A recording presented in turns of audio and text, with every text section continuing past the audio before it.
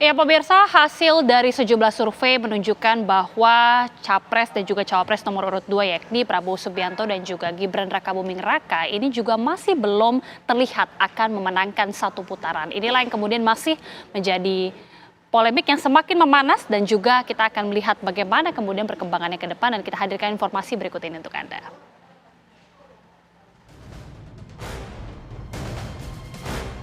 Pesta demokrasi 5 tahunan yang dinanti hanya tersisa 46 hari lagi.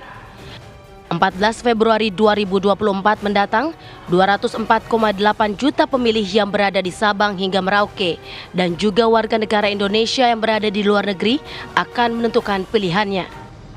Tidak hanya memilih wakil rakyat yang akan duduk di parlemen, namun juga memilih satu pasang kandidat presiden dan wakil presiden yang akan memimpin Indonesia 5 tahun ke depan. Selama 75 hari terhitung sejak 28 November hingga 10 Februari 2024, masyarakat akan diberi kesempatan mengenal ketiga pasangan calon presiden dan calon wakil presidennya melalui kampanye terbuka maupun kampanye tertutup. Termasuk publik dapat melihat kemampuan keenam tokoh ini di debat yang diselenggarakan Komisi Pemilihan Umum sebanyak 5 kali. Dan seperti yang sudah ditonton maupun didengarkan publik, dari 2 kali penyelenggaraan debat pada 12 dan 22 Desember, banyak kejutan yang diperlihatkan dan disampaikan para calon presiden dan wakil presiden yang sudah berhadapan satu dengan lainnya ini.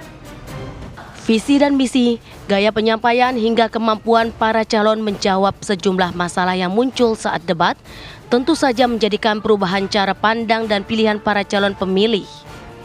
Hal inilah yang dipotret oleh sejumlah lembaga survei melalui sigi yang dilakukannya.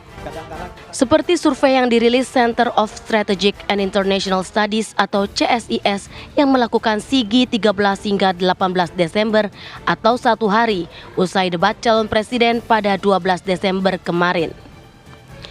Hasil sigi CSIS menempatkan pasangan nomor urut 2 Prabowo Gibran sebagai jawara. Sementara pasangan nomor urut 1 Anies Muhaimin berada di posisi kedua dan pasangan nomor urut 3 Ganjar Mahfud berada di juru kunci. Hasil yang tidak jauh berbeda juga ditunjukkan lingkaran survei Indonesia atau LSI Deni JA yang melakukan survei pada 17 hingga 23 Desember. Di mana elektabilitas pasangan Prabowo Gibran mencapai 43,3%. Hasil survei ini terpaut jauh dengan pasangan Anies Muhaimin yang meraup 25,3% suara 1.200 responden. Sementara pasangan Ganjar Mahfud membayangi di posisi ketiga dengan 22,9%. Sigi dari indikator politik pun menunjukkan jika Prabowo Gibran masih berada di posisi puncak dengan 46,7% responden. Survei yang digelar 23 hingga 24 Desember ini menempatkan Ganjar Mahfud berada di posisi kedua dengan 24,5% dan elektabilitas Anies Muhaimin berada di posisi buncit dengan 21% responden. Hasil sigi sejumlah lembaga ini seakan mematahkan keinginan pemilu presiden 2024 berjalan satu putaran.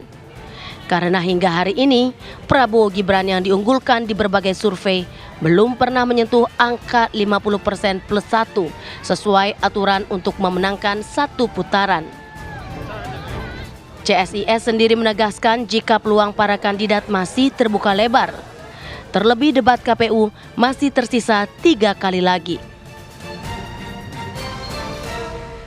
Ya, poin penekanan pertama yang ingin saya sampaikan adalah sebenarnya dari ketiga calon itu masih ada waktu, masih ada harapan, ya. Jadi ketiga calon sampai nanti itu sebenarnya situasinya menunjukkan sebenarnya masih ada harapan, ya, masih ada harapan dan masih ada waktu untuk melakukan kerja-kerja politik. Ya. Yang kedua, situasi juga bisa jadi mungkin akan ada perubahan-perubahan tipis-tipis sedikit gitu ya, naik atau turun karena ada faktor debat. Ya, jadi putaran debat masih ada 3 kali lagi. Ya. Dan yang ketiga tentu aktivitas mobilisasi kampanye dari partai dan caleg. Jadi ada 3 poin ya, yang ingin kami tegaskan. Pertama, masih ada waktu, ya, langit belum runtuh, ya, masih ada waktu, masih ada harapan, dan yang kedua, situasi masih mungkin perubahannya kecil, tapi faktor debat mungkin diprediksi akan mengubah sedikit, ya. Yang ketiga, soal aktivitas partai politik. Nah, jadi kami melihat memang situasi masih terbuka, ya, karena dan faktor debat itu meskipun kecil, dia akan jadi faktor penting nanti, ya, untuk menentukan salah satunya apakah pemilu kita akan bisa berlangsung 1 atau 2 putaran. Jadi masih ada harapan kepada ketiga kandidat, ya. Nah, ini juga kami ingin konfirmasi lagi. Alasan orang yang masih mungkin belum mengubah pilihannya. Tadi ya sama yang mantapnya 75,2.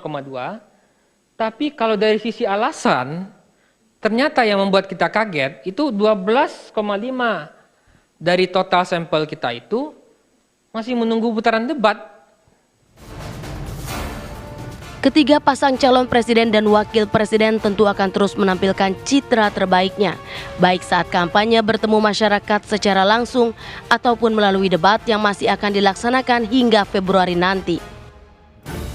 Mesin politik dari partai pendukung pun niscaya akan bekerja lebih keras di sisa 40 hari masa kampanye.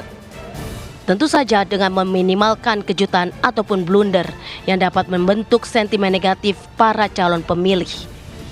Publik tentu juga menunggu apakah Pilpres akan 1 putaran ataukah 2 putaran sesuai dengan berbagai hasil survei sejumlah lembaga kredibel.